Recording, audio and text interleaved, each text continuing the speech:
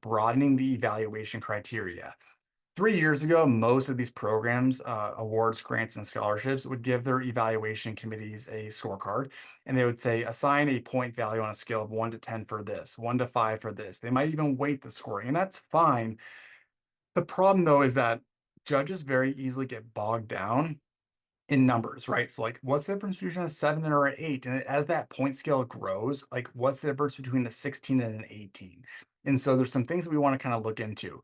It also depends on the type of program that you're offering. But how do we start to look at like what your scorecards visually look like? And I think it needs to be more of a direct reflection on the mission and vision of your organization. You're launching this program for a reason. You're asking your candidates to submit content and deliverables for a specific purpose. It's okay to weight them and put a stronger emphasis on certain components that are more relevant to why you're selecting these people. A really good example is in a scholarship program, you're likely collecting three key pieces of data: academic information, ideally community information as well. So things like volunteer opportunities, clubs that they're in. And then number three is that you're collecting personal stories and essays. I don't know. I graduated high school in 2008. I know I'm not old, I'm also not young. I thought school was kind of hard. I hear people nowadays getting like 4.3 GPAs left and right. So if that's the case, then grades are kind of out the window because everybody's getting good grades. And so how do we start to differentiate one candidate from the next? And that's where we can kind of really get into things like essay writing and impact statements, and let's weight them higher. With that said, a lot of you may have specific eligibility criteria for your programs. It could be GPA, or if it's another type of campaign like a grant or a scholarship or an award program, instead of having you have people score them, let's just automatically do it, right? So if you get a 3.5 GPA, we can automatically associate a certain number of points versus like a 2.5. I don't want your review committees having to read through applications and do their own math, right? So let's leverage that for you.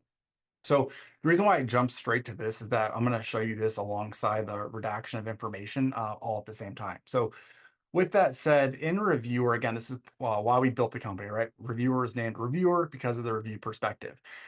We have the ability to create what I call review workflows, and it's super powerful yet also very simple at the same time.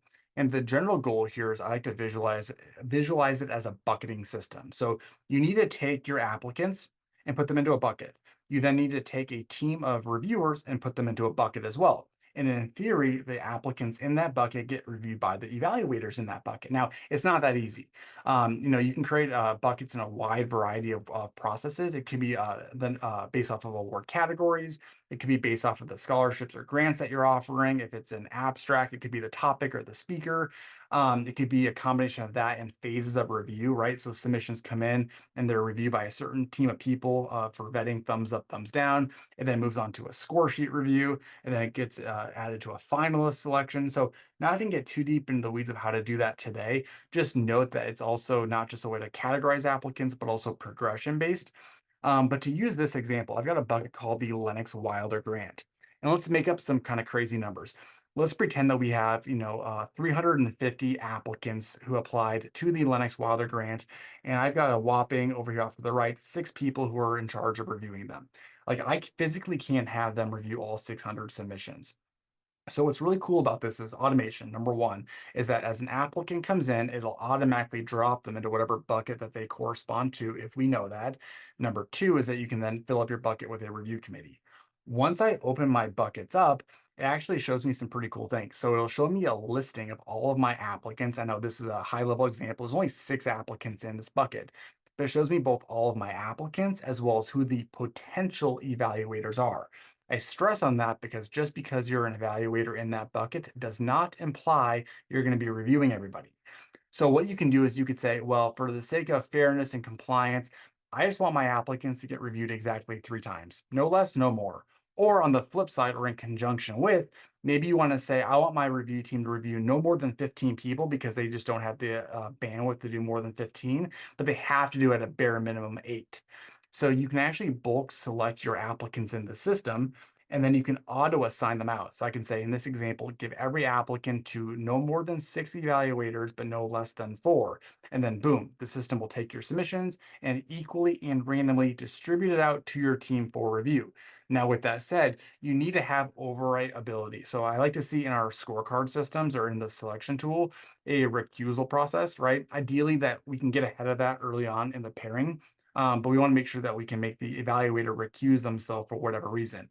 It's also important too because it's very common for evaluators maybe to drop out or not finish up their work. And so we need to take whatever leftover applicants that weren't scored and redistribute them back out to other people. So there's automation that we can do on that front. But also, if I click on, say, for example, Mark is one of my evaluators. He's currently evaluating Gabrielle, Leslie, Richard, and Sheldon. I could actually uncheck somebody's name and then reassign it to Gilligan if I need to. So at its core, we're taking a bunch of applicants, evaluators, and pairing them up through randomization and automation. The next step is to, as Mark, the evaluator, come in and actually conduct a review. And that's again, we're going to focus on two things. One, redacting of information. And then number two is having Mark fill out a very well put together score sheet that is more question based prompts than numerical values. So, what does that look like? When Mark comes into the platform, he gets his own menu system as well. And that's going to be a listing of all of the applicants or candidates that he's supposed to be scoring. Again, reviewer is not blurry. I'm just trying to indicate that if you want to redact or hide PII or names, you can definitely do so. But the general idea is that Mark, the reviewer, can then click on the ID of the applicant and he gets a split screen. So half of the page here is the profile or the components of the profile you want to be evaluated. So everything from phone numbers to emails to demographic details, all of this is being redacted.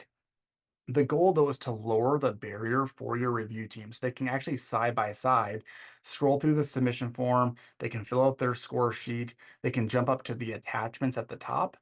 You can see that I have a bunch of deliverables that have been uploaded. I can press view. You'll notice that those uploads actually embed themselves right in Reviewer. So it could be PowerPoints, PDFs, spreadsheets, photos, videos, you name it.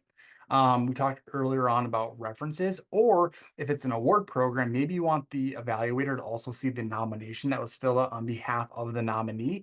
I can jump up to my supplemental forms.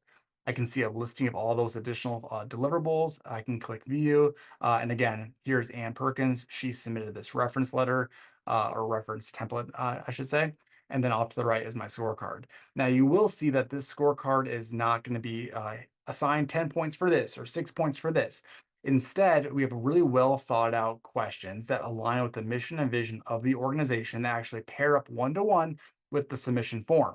Now, what's going to happen is the review team, much like your references I mentioned beforehand, there's answering a series of questions. It's a very similar concept. So from good to great or from good to exemplary, right? The evaluator is answering a series of questions. I do show you that there's a point value here. You can actually hide that if you want to. So the review team just answers questions. But the goal is that there's no spreadsheets and there's no math involved. What ends up happening, sorry, there's no math from your point of view involved. As soon as this evaluator is done scoring, they press submit, and then you as an operations team get this full-blown leaderboard. And it shows you on a per program basis or per phase basis, all of your applicants, the individuals that review them. We give you total scores, we give you averages, and then you can use this to make data-driven decisions off of the results. Now, to jump ahead even further, you will see here a really good example. I got Mark here that gave this a score of a 12, and Judge Judy gave it a 31. Like, that's a pretty massive difference between scores. So then the question comes into play.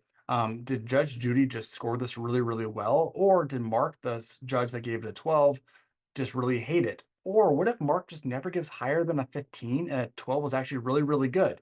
If that's the case, we got a big, big problem because now we have an applicant being penalized because we have an evaluator who, traditionally speaking, is a bit more strict than others.